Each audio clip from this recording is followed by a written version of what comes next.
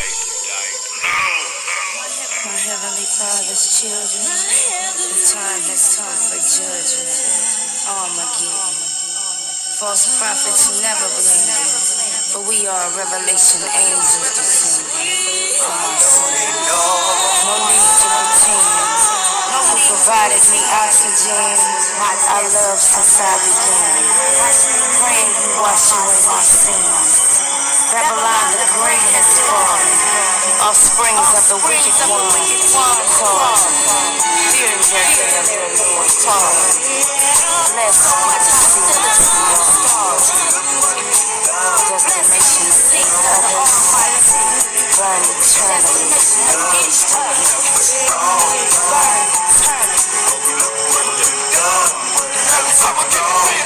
You better recognize it in this coming, you be wishing. It wasn't time to knock us, I can see another vision. It's all of my bones, it ain't no telling we can live. You dead, go, but strong. We gon' do this war, I thought you knew this all. You better be prepared to shoot. Say, I got more.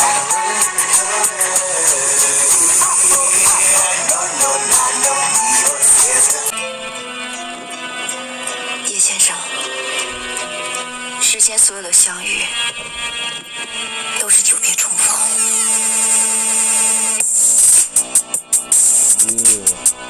Welcome, family, to Omniversity Time. Temple of Omniversal Wisdom. I'm gonna name this one here 144,000 War Preparation, Part 1.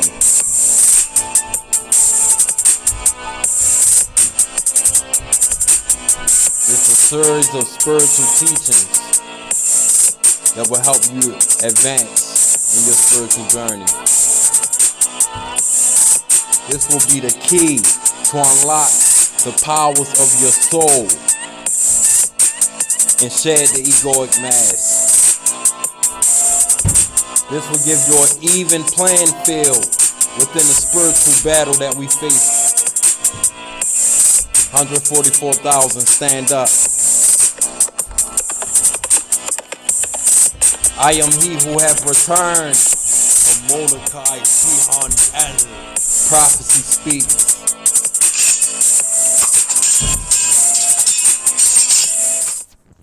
Peace, family. Welcome to the 144,000 War Preparation, Part 1. Okay, now, in this lesson, we're going to go over various factors of just the point of knowing thyself and what does that consist of, what are we? To know thyself is like the highest knowledge, in the universe, right? So is to know your nature, the knowledge of thyself is to know one's own nature, just as an anagram for man means master all natures. So that's the essential point in knowing thyself is to master all natures, to master your nature in its full totality, right? So we're going to start this off with the first cosmic law, the first universal law, which would be the law of mentalism, the mind, the primordial mind, right? So let's read into what the primordial mind is. The concept of the primordial mind in spiritual and philosophical traditions refers to a state of pure unconditioned awareness or consciousness that is often viewed as the source of all existence. You understand that? So it's a state of pure unconditioned awareness or consciousness that is often viewed as the source of all existence, the primordial mind. In Tibetan Buddhism, the primordial mind is described as the basic ground of reality, a state of unconditioned awareness that exists beyond time, space, and individuality. It is referred to as deathless awareness or the luminous mind, embodying eternal purity and intrinsic joy. This state precedes all dualities, including subject and object, and represents the original, unaltered nature of consciousness. You see, So this state perceives all dualities, which means all dualities exist within it as one. There is no separation in the primordial mind. There is no gender separation in the primordial mind. You understand? Okay, two, non-dual traditions. In non-duality, the primordial mind is seen as the fundamental consciousness that manifests the universe. It is not separate from what it creates. Rather, all forms of phenomena are expressions or illusions within this singular consciousness. This perspective dissolves distinctions between subject and object, suggesting that what we perceive as reality is a projection of this universal mind. So everything you perceive is a projection of this primordial mind, object and subject. Right? So let's move on to three, creation myths. Many creation myths describe a primordial state, chaos, cosmic egg from which order and form emerge. In these contexts, the primordial mind may be equated with a divine intelligence or essence that shapes undifferentiated matter into structured existence. Right? So understand that. Philosophical implications. The primordial mind represents eternal potentiality. Let me say that again. The primordial mind represents eternal potentiality, the source from which both spirit and matter arises. So spirit and matter arises from out of the primordial mind. It challenges dualistic thinking by positing that consciousness is not a byproduct of matter, but its origin in essence. You hear that? That consciousness, mind, is not a byproduct of matter, but its origin in essence. Right? So, in its totality, in summary, this is what it's saying. The primordial mind symbolizes the ultimate reality or source of existence and unchanging luminous awareness from which all forms emerge. All forms emerge from the primordial mind. It serves as a central concept in many mystical and philosophical traditions seeking to understand the nature of being. Right? Now let's take a look at the key word that they used in this last sentence, which is concept, right? In primordial mind, where nothing is there's no difference between nothing, which means there's no duality, which means everything is one, right? When you take a look at concepts, you will realize that a concept is literally a bridge of alignment that bridges the gap between the spiritual and the physical realm, right? So higher concepts help you bridge the gap of separation from source, from primordial mind, right? So overstanding spiritual and higher dimensional concepts bridges the gap between the spiritual realm and the physical realm, between you and source, right? Right. These concepts help you understand that in primordial mind, there is no separation. Ultimately, separation is the illusion. Ultimately, there is no separation. Okay, so we moving on to the law of vibration. Okay. Now, we started with the primordial mind. Now we'll move to primordial sound, as this ties into the law of vibration, the second universal law. So let's step deep into the knowledge of knowing thyself. Now, the question will be, what is sound? What is primordial sound? In Hindu, Buddhist, Jain, and Sikh traditions, Om, also known as Om or Omkara, is considered the primordial sound from which the universe originated, representing the ultimate reality and the source of all existence. Here's a more detailed explanation. Primordial sound, Is regarded as the fundamental vibration of the universe, the sound that preceded all other sounds and from which all things manifested. So you understand that is regarded as the fundamental vibration of the universe, is the sound that preceded all other sounds. So all other sounds manifest from the the original sound, right? In Hinduism, Om is a sacred syllable and mantra representing Brahman, the ultimate reality, consciousness, or Atman. It is often chanted at the beginning and end of Vedic chants and mantras. The three sounds, A, U, M, are believed to represent the past, present, and future, or the three states of consciousness, wakefulness, dreaming, and deep sleep.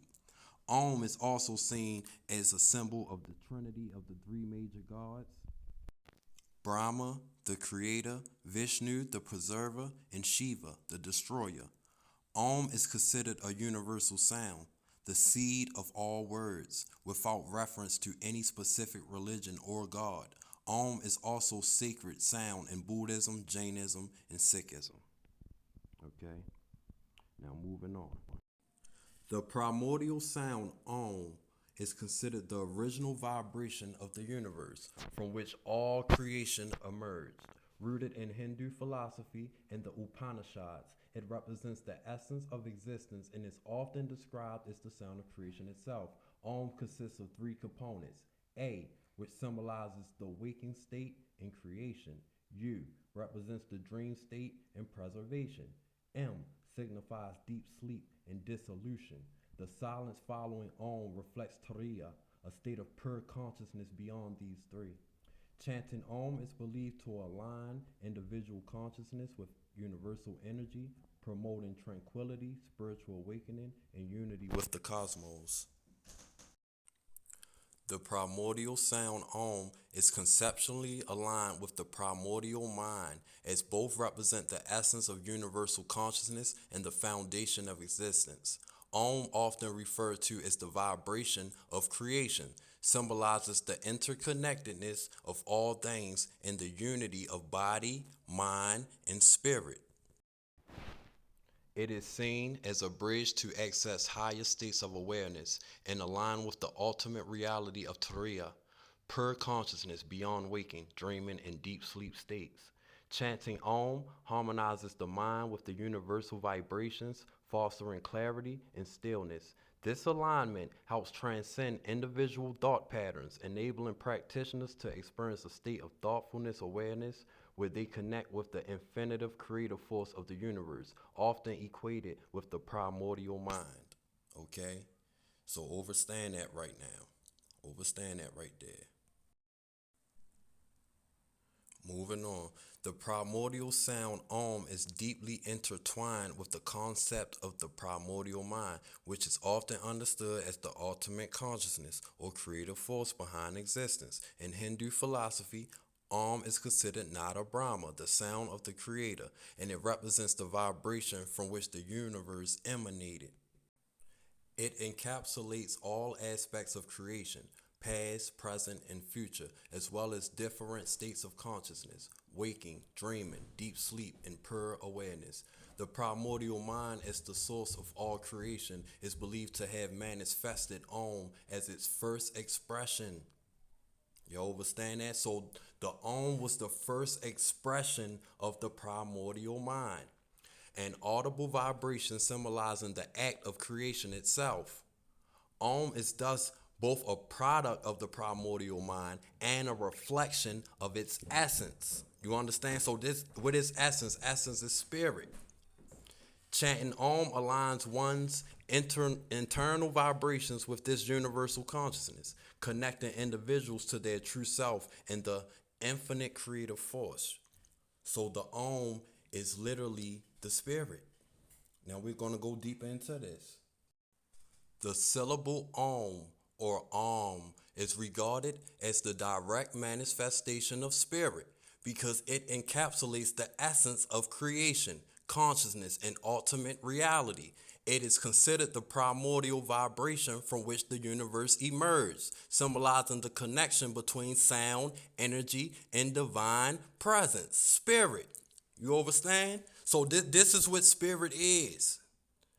Spiritual significance of Om, primordial sound. Om is described in Hindu philosophy as the original vibration of the universe, aligning with the concept that all existence originates from a single creative force. It represents cosmic energy and the infinite presence of spirit. Om unifies all aspects of existence, creation, preservation, and dissolution, which correspond to Brahma, Vishnu, and Shiva, the threefold nature. These three sounds reflect the cyclical nature of life and the divine's multifaceted nature. Meditative power. Chanting Om aligns one's frequency with universal vibrations, fostering spiritual elevation and self realization. It is said to help transcend material limitations and connect with higher consciousness, Samadhi. Manifestation of Brahma. The Upanishads describe Om as both the material and immaterial forms of Brahman, the ultimate reality. It symbolizes Atman, self, and serves as a tool for mediating on the unity between individual consciousness and universal spirit. Om is spirit's manifestation. Om represents spirit in action. You understand? So the Om represents the spirit in action, the vibration that animates existence. It is not merely a sound, but a metaphysical principle embodying divine essence. Chanting Om allows individuals to experience this vibration within themselves, bridging the gap between their inner self and universal spirit. As such, Om is both the origin and expression of spirit, embodying its creative power and eternal presence. Right? So, this is what the law of vibration is. If the law of vibration originates from the primordial mind and spirit, right? As some metaphysical traditions suggest, it could imply that vibration and spirit are deeply interconnected. In ancient Kemet, vibration was considered a fundamental force of creation, with all manifestations, physical, mental, and spiritual, arising from varying vibratory states. The Kemetic understanding taught that increasing vibrational frequency could elevate consciousness to higher spiritual realms, ultimately reconnecting with the all, or absolute spirit. Thus, vibration can be seen as a manifestation or expression of spirit, acting as the mechanism through which spirit animates and interacts with the material and immaterial worlds. This perspective aligns with the idea that everything in existence vibrates and that these vibrations link the physical to the spiritual. Right? So, vibration can be seen as a manifestation or expression of spirit. Right? What is expression? What is expression? To express ions. You understand? So we know that English is a spell language, right? So we're literally speaking in spells. Expression means to express ions, right? What is an ion? So now you have to ask yourself, what is an ion? This is how you pierce through the veil, of illusions. This is the power of the third eye. It dissolves all illusions. That's what it does. That's what the third eye does. So what is expression? Okay, so now we're moving on. Expression. So yes, in a deeper linguistic and metaphysical sense, the word expression can be interpreted as to express ions if we break it down. Express, to bring something out, to manifest, or to make visible. Ions, charged particles that carry energy and are fundamental to the structure of matter and life. From this perspective, expression could symbolize the act of manifesting energy or vibrations into a tangible or perceivable form. So now we see that vibrations and ions are now interchangeable. This aligns with metaphysical ideas that everything in existence is a vibratory expression of energy, right? Whether physical, mental, or spiritual.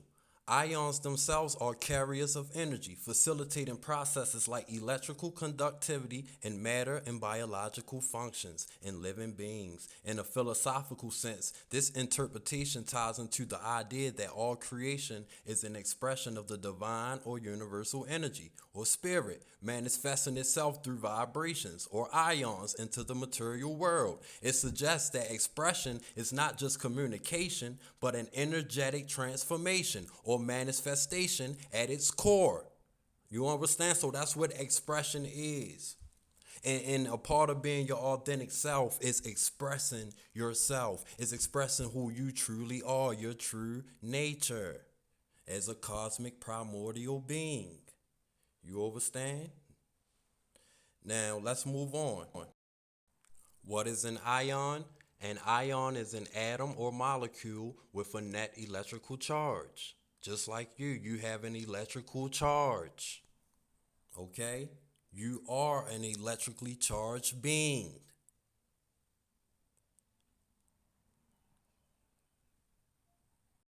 You're not separate from nature. Everything that exists within nature exists within you.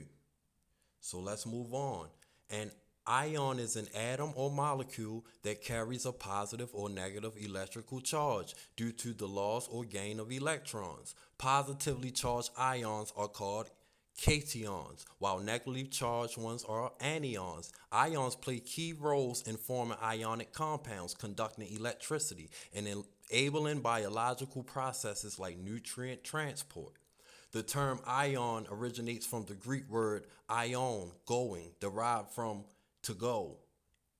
Michael Faraday introduced the term in 1834 to describe charged species moving between electrodes during electrolysis. Related terms like anion going up and cation going down reflect their movement toward oppositely charged electrodes. Okay, so this is what ions are. So this is the same process that's happening in the beginning, primordial creation. You understand? Because this is a ongoing process that's constantly happening over and over again. You're not separate from creation. There is no separation. You are primary creation expressing itself in physicality, right? Because the primordial mind is what created all things. All things stems from the primordial mind, the all, the absolute, you know? And previously, before creation, I'm talking about before, existence, before light, there were just chaos. But inside of that chaos were conditions, elemental conditions that which eventually formed, material, it formed the matter. So you're still a part of them, of that same ancient, uh, primordial elements that literally created you. You're a walking primary creation that's expressing itself, evolve and grow in physicality. That's what's happening. That's what we're primordial beings. That's what we are. Overstand. So now moving on to Kemet, we're gonna start with the old dog, the primordial beings, and see what Kemet said about the primordials.